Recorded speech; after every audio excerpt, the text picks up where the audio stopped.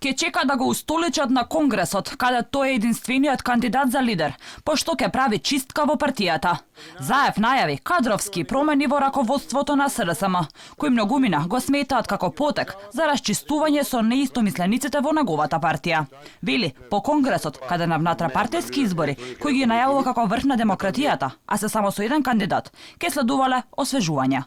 Првите политики ќе бидат дека шпилот карти малку ќе се меша во СДСМ.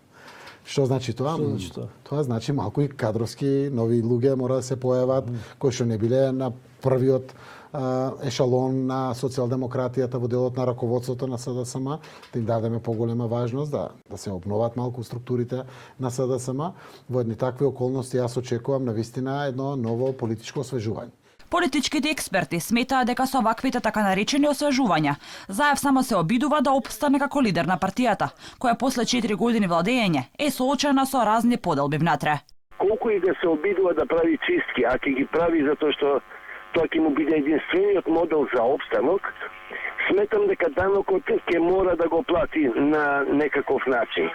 Дали тој начин што ќе го плати како данок, што се пресметува со Скопското крило, ќе биде роварење и негово рушење кат-тат од председателското место, ќе видиме допрва. Меѓутоа и да прави, а мора да прави чистка, она што он како субстракт го носи како своји соработници, многу поинаков имидж му дадоа на СДСМ од онакво какво што постоеше.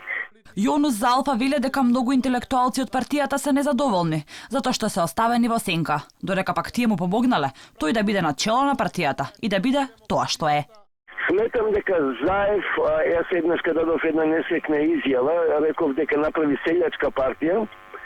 Сметам дека и понатаму шмекот на селото ќе остане уште долго во СДСМ. Последната крупна чистка во СДСМ беше во 2019 година, када Заев смени 5 министри за финансии, животна средина и просторно планирање, локална самоуправа, култура и Министерство за политички систем и односи меѓу заедниците.